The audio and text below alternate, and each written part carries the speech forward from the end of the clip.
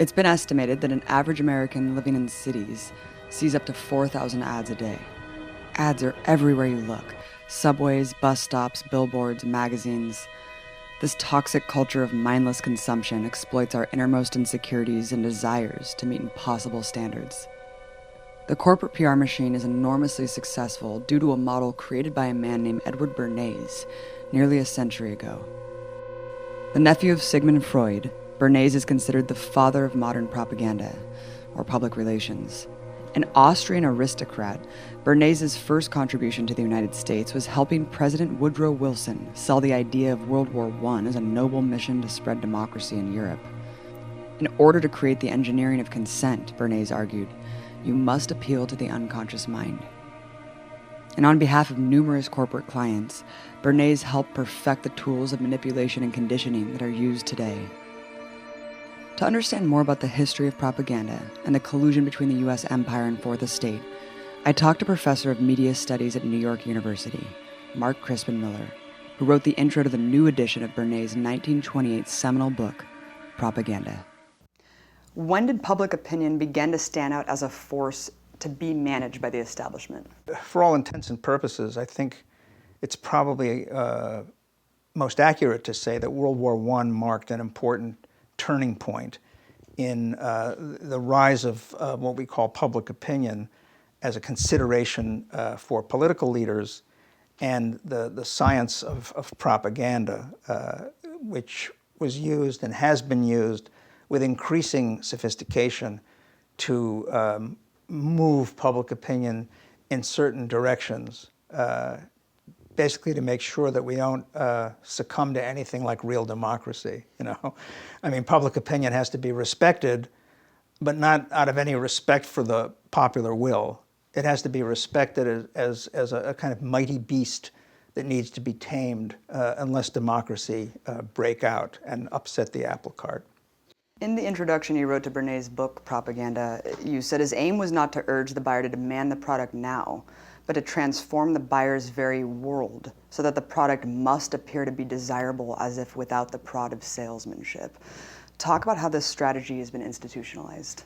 What Bernays understood brilliantly was the need to kind of shape the flow of events, to influence the media in a general way, to create an atmosphere in which large numbers of people would end up making certain choices, coming to certain conclusions without really being aware of any stimulus, you see.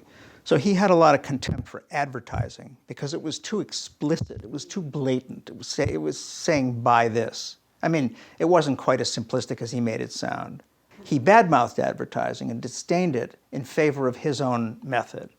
It was to kind of create the climate in which people would do certain things to benefit his clients. My favorite example is that, you know, he represented a piano company. How to get people to buy pianos? Well, he did this by creating a craze for music rooms in homes, right? He actually contacted people in the architectural magazines and so on, and in the news media, people who wrote about lifestyle and so on. They didn't use that term then. In order to create a kind of trend for music rooms. Okay, well, you have a music room, what are you going to put in it? I mean, obviously, most, middle and upper middle class people want to buy pianos, you see. So even though he never mentioned the name of the piano company and didn't even harp on pianos per se in the propaganda, it had the general net effect of getting people to buy more pianos, so the client was happy. He had, a contract to help increase sales for American tobacco, and one of the most important things that he did to that end was to get Hollywood to incorporate cigarette smoking much more consciously and often artfully into the scenarios of movies, to get them to write cigarette smoking, lighting up, and so on, to write all that into the stories, you see. So it developed a kind of, grammar of, seduction, and, you could express various kinds of emotions with cigarettes, depending on, who lit you up or whatever. But the point I'm trying to make is that he understood that the inexplicit, the kind of inexplicit influence, just creating a large-scale shift in the weather, to get people to do certain things. That was his great insight, you see. And now you ask, how did that come to define our world, basically? Mm-hmm. Well, let me answer that question by stepping back to say that I think that we live at a moment when propaganda has never been so pervasive, has never been so influential, has never been so dangerous. And I mean propaganda. I know that the word sounds terribly quaint. I say propaganda, people think of, Chinese voices coming squawking over loudspeakers in Beijing, or they think of Soviet posters, right? Or Nazi propaganda. They think of Leni Riefenstahl. Actually, propaganda is not a totalitarian phenomenon primarily, although we have long since learned to think that it is, right? Propaganda is as American as apple pie. Propaganda at its most sophisticated was perfected, and I mean not just political propaganda, but commercial propaganda.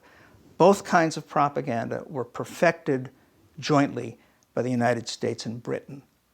In Mein Kampf, Hitler, in his famous chapter on war propaganda, talks about how deeply he admired what a brilliant job the British propagandists had done in World War I, had nothing but contempt for the German propaganda, and resolved to make sure that his own and the Nazi Party's propaganda would be brilliant in imitation of the British, you see? Mm-hmm. So,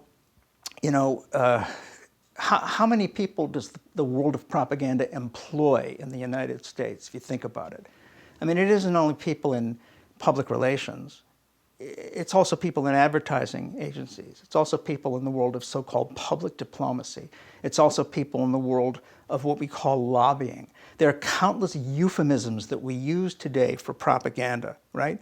If you go up to a person in an ad agency or a PR specialist and say, well, how's the propaganda going? They're going to be insulted. They're going to feel like you've called them a dirty name.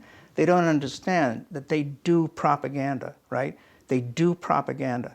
And the rise of all those euphemisms for it is a direct result of the successful effort to cast propaganda as something that they do in those closed societies. The Russians do it, the Chinese do it, the Iranians do it, the Venezuelans do it, the Cubans do it. We don't do it. We educate people. We provide them with information. And that misrepresentation of propaganda has had the paradoxical effect of making it extraordinarily effective. See, because propaganda works best when you don't see it for what it is. The level of sophistication is completely unreal. And it's not just people being aware of the propaganda and commercialism coming at them, tens of thousands of advertisements every day, and being able to tune them out. It's things beyond that, the implants within the propaganda. Talk about that, the layers. That's a good point. I mean, first of all, I want to say people tend to pride themselves on not falling for propaganda. People say, commercials don't work on me. I can see through them. And there are a number of ad campaigns that have successfully appealed to that idea, the kind of winking, ironic advertising. It and you share a little chuckle or a little smirk over the fact that you're too smart to fall for this, right? This is kind of a postmodern move that advertising makes. Well, it's been making it in various ways really since the 30s, okay? People don't understand that even if they consciously scorn a particular ad as cheesy, or they tell themselves they don't really believe the claims, that has nothing to do with what they'll end up buying if they happen to get thirsty and they go into a store somewhere. But let's move away from the world of what they call white propaganda, which is to say propaganda that announces itself as propaganda. That's TV commercials, political speeches, stuff like that, And let's move into the world of what we call gray propaganda, which is propaganda that disguises itself as journalism or any number of dodges and disguises that propaganda puts on, right? Product placement in movies is a form of gray propaganda, And then a movie like Argo, for example, or Zero Dark 30, to move to more sinister examples, are movies that have a kind of geopolitical agenda that are, making a case for very powerful interests within the state. Movies that the CIA has actually helped the producers make, And let's talk about what's behind the propaganda. Bernays is quoted as saying, "We are governed, our minds are molded, our tastes formed, our ideas suggested, largely by men we've never heard of." Who are the invisible governors that are controlling these ideas? Yeah, well, it's important to note that Bernays didn't think of that as a bad thing. Yeah, the heroic elite. Yeah, he thought that was a good thing because his assumption was that these august figures, these mighty figures in the worlds of business and politics and the media were essentially benign. He actually believed that. He thought there was a kind of rationality operating up top, which, as I point out in my own introduction to the new edition of propaganda, is a groundless claim. Because often people who devote themselves to propaganda end up believing it themselves. If you have a vested interest in a particular version of the truth, you're going to believe it.